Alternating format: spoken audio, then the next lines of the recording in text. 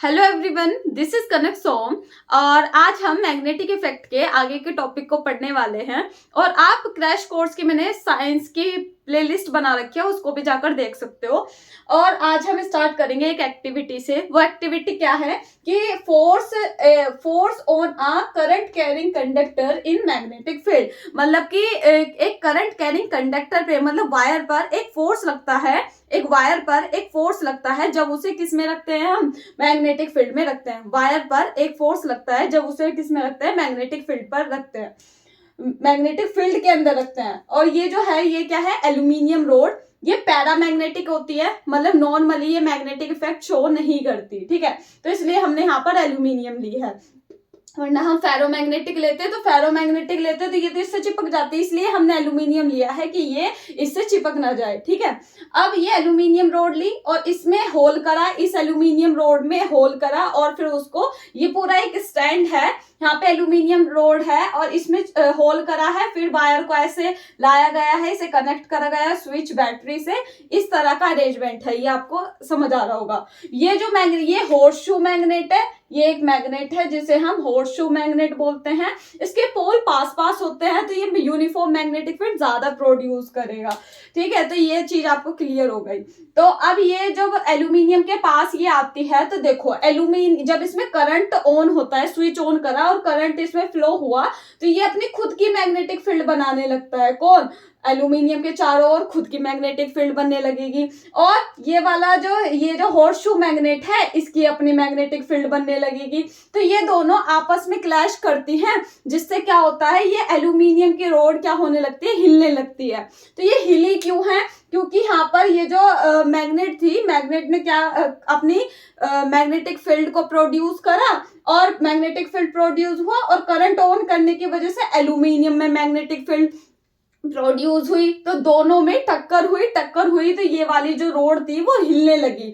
तो इसी से हम बताते हैं कि ये रोड हिली क्यों है, क्योंकि इसने हॉर्सशू मैग्नेट ने क्या करा है, मैग्नेटिक फील्ड प्रोड्यूस करी है और उस मैग्नेटिक फील्ड ने इस कंडक्टर पे फोर्स लगाया है और फोर्स लगाने के बाद ये क्या करा है, कंडक्टर हिला है, जिसकी वजह से ये रोड भी हिली है।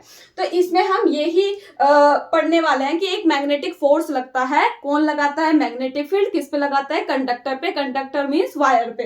तो ये जो फ्रेंच साइंटिस्ट है एंड्रे मेरे एम्पियर, इन्होंने ये हमें सबसे पहले ये बात बताई थी, ठीक है। आपको ये समझ आ गया होगा पूरा। अब हम इसी से इससे आगे हम फ्लेमिंग का लेफ्ट हैंड रूल पढ़ते हैं। लेफ्ट हैंड का इस्तेमाल करना है। ये जो थंब होता है, four finger and middle finger आपस में म्यूचुअली परपेंडिकुलर होती है और ये क्या होता है, मैग्नेटिक फोर्स, ये क्या होती है, मैग्नेटिक फील्ड, और ये क्या होता है, हमारा मिडल फिंगर को हम क्या बोलते हैं, करंट। तो हम इसे याद कैसे रख सकते हैं, फादर, इसके ऊपर एफ लिख लो और इसके पास एम लिख लो, मतलब मदर, और इसके ऊपर चाइल्ड लिख लो, मतलब सी। तो इससे हमें क्या याद रहेगा कि F for force, M for magnetic field और C फॉर करंट। तो इस तरह आप लिख सकते हो, जिससे आपको चीजें याद रहेगी। अब इसके बाद हम वही पढ़ने वाले हैं, फ्लेमिंग लेफ्ट हैंड रूल, जिसमें आपको दो चीजें दी होंगी और तीसरी चीज वो आपसे पूछेगा, ठीक।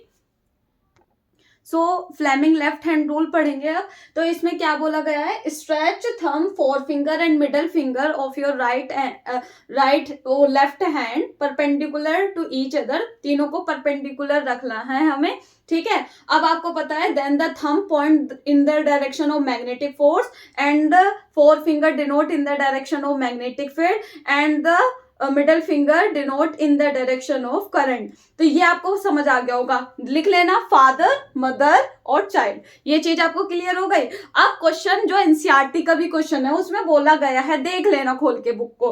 तो उसमें बोला है कि वेस्ट डायरेक्शन में पॉजिटिवली चार्ज अल्फा पार्टिकल जा रहा है।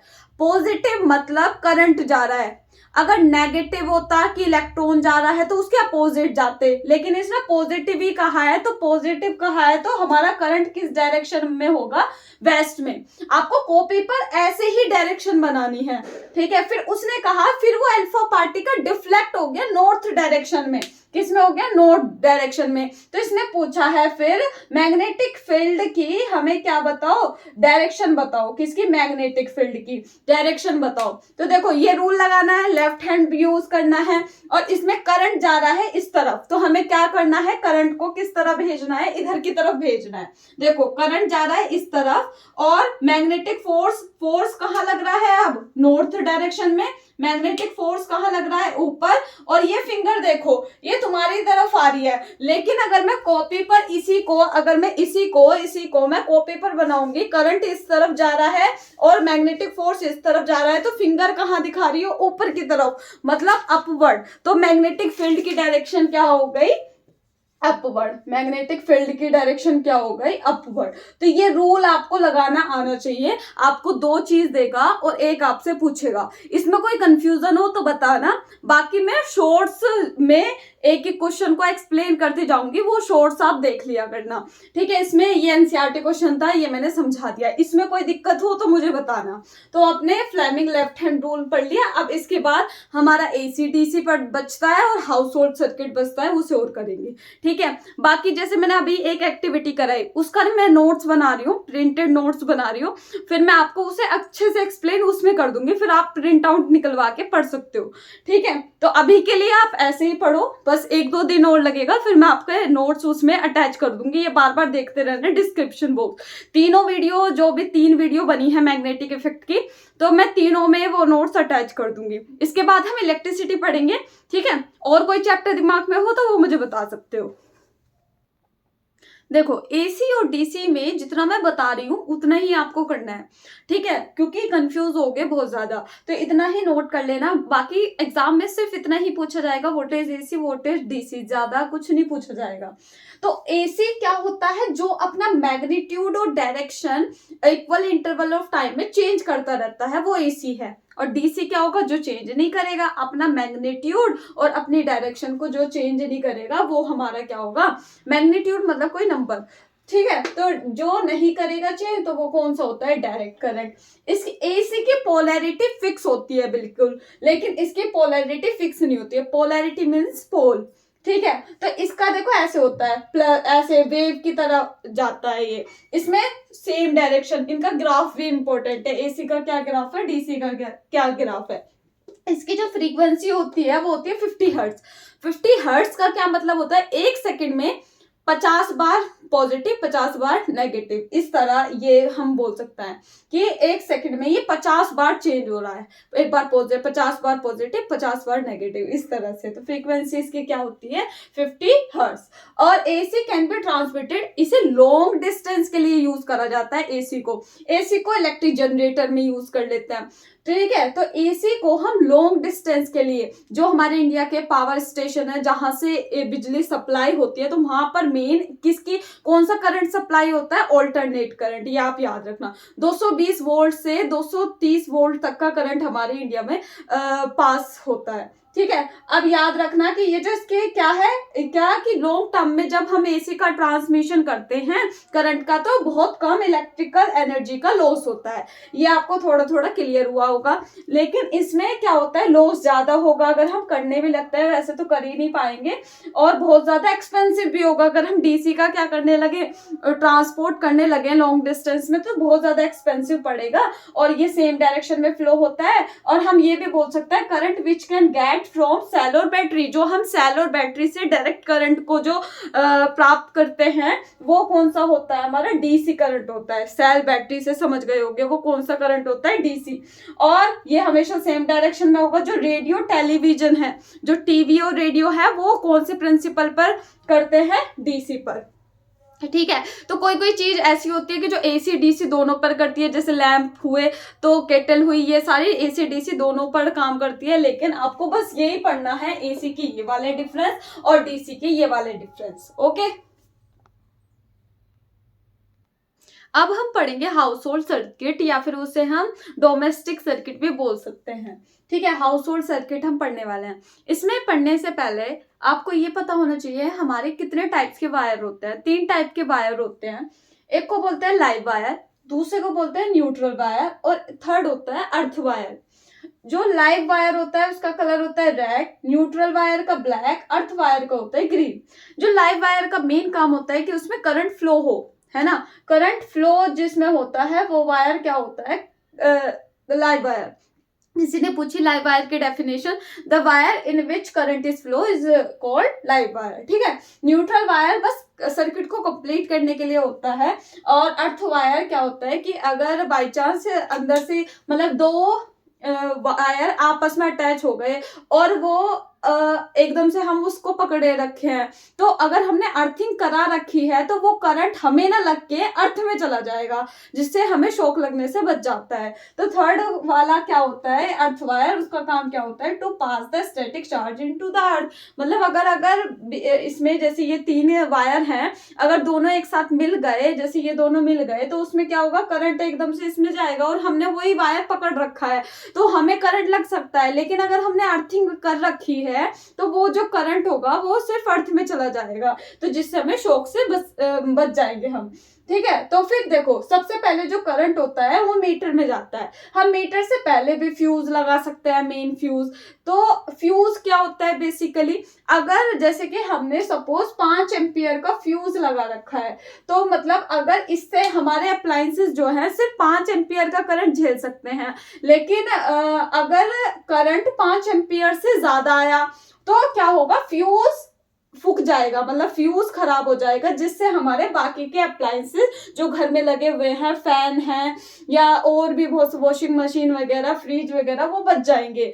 फ्यूज हमारे लिए क्या होती है, एक सेफ्टी डिवाइस, जिससे हम अपने घर के अप्लायंसेस को बचा सकते हैं। ये चीज क्लियर हो गई, फ्यूज क्लियर होगा। मीटर का आपको पता है, जिससे हम जितनी बिजली खर्च करते हैं अब उसका हिसाब होता है, उसके हिसाब से हम इलेक्ट्रिसिटी बिल देते हैं। तो करंट मीटर से होते हुए, यहाँ भी इलेक्ट्रिक फ्यूज लगा सकते हैं, यहाँ से मीटर से होते हुए आता है। पहला कौन सा होता है, लाइव वायर, जिसमें करंट मेन आ रहा है, और न्यूट्रल वायर में कोई करंट नहीं आ रहा है। ये सिर्फ सर्किट को पूरा कंप्लीट करने के लिए होता है, क्योंकि स्विच एक प्लग का कोई होगा, एक प्लग का स्विच कभी सुना है, तो इसलिए एक सर्किट पूरा करने के लिए ये 3 प्लग होते हैं एक स्विच में mainly.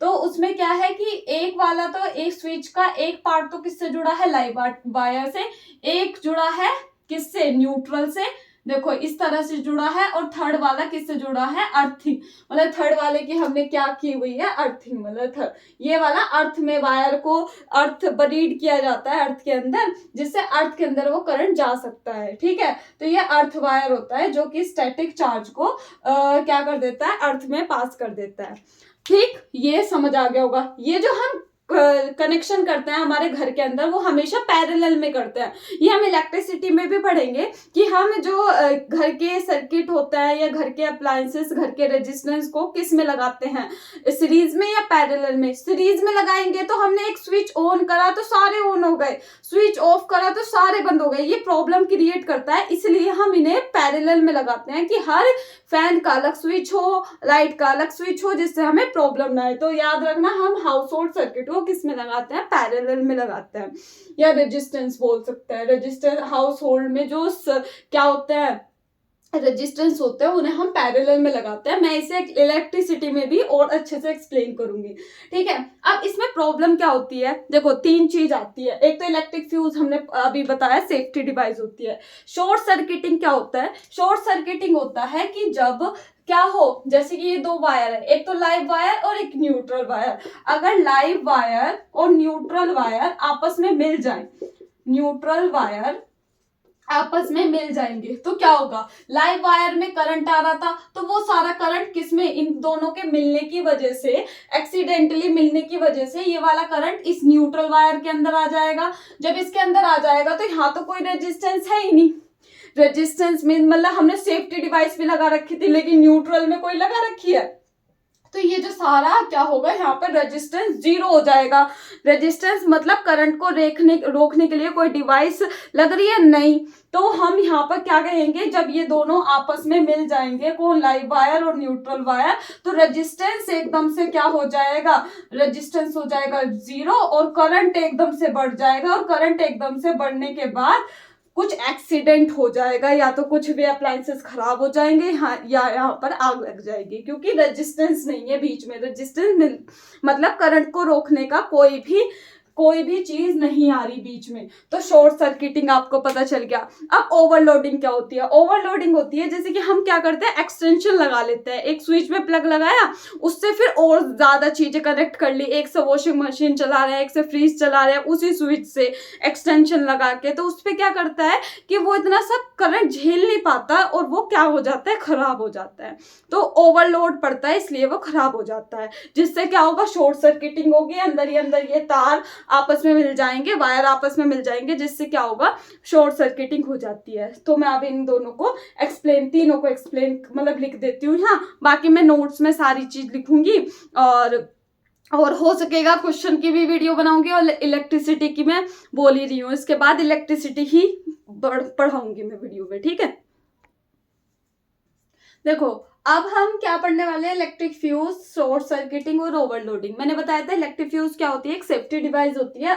Fuse is a safety device having short length, पतली सी शॉर्ट लेंथ होती है किसकी, टिन प्लेटेड कॉपर वायर की, और जिसका लो मेल्टिंग पॉइंट होता है। लो मेल्टिंग पॉइंट क्यों रखा गया, ताकि कि वो जल्दी से पिघल जाए, अगर करंट एकदम से तेज आता है तो वो पिघल जाए जल्दी से, ठीक है। तो और break the circuit if the current exceed the safe value, अगर सेफ वैल्यू से ज्यादा करंट आ रहा है तो वो जल्दी से मेल्ट हो जाए और ब्रेक हो जाए। मतलब अगर 5 एम्पियर का करंट से ज्यादा आ रहा है, अगर हमने 5 एम्पियर का फ्यूज लगाया है और उससे ज्यादा करंट आ रहा है तो ये ब्रेक हो जाएगा। या जैसे हमने 10 एम्पियर का लगाया है तो 10 एम्पियर से ज्यादा का आ रहा है तो ये पिघल कर क्या हो जाएगा, ब्रेक हो जाएगा। शॉर्ट सर्किटिंग मैंने बताया था, जब ये वो कंडीशन है जब लाइव वायर किसके साथ कांटेक्ट में आता है, न्यूट्रल वायर के साथ, और एक्सीडेंटली ये क्या होता है, दोनों मिल जाते हैं, जिससे रेजिस्टेंस कम हो जाता है और करंट एकदम से बढ़ जाता है, जिससे कुछ ना कुछ एक्सीडेंट होता है। ओवरलोडिंग क्या होता है कि जब हम बहुत सारे अप्लायंसेस को एक ही सॉकेट में या एक ही सॉकेट में सारे अप्लायंसेस को लगा देते हैं, जिससे क्या होता है, ओवरलोडिंग होती है, और या तो और result in the heating effect of the current में हीटिंग इफेक्ट प्रोड्यूस हो जाएगा, और विच में रिजल्ट इन, और जिससे शॉर्ट सर्किटिंग भी हो सकती है, ठीक है। आई होप ये आपको समझ आ गया होगा, देख सकते हो, स्क्रीनशॉट ले सकते हो, ठीक है। और तो कुछ नहीं, बस कमेंट सेक्शन में बता देना what is short circuiting, what is fuse. बहुत कम पूछा है आज तो मैंने, तो 2 ही क्वेश्चन है, बता देना, ठीक है। और इससे आगे हम इलेक्ट्रिसिटी पढ़ेंगे, मैंने बता दिया, कल मैं इसकी वीडियो डाल दूंगी, आज आप इसे देखना, ज्यादा से ज्यादा शेयर करो, और थैंक यू।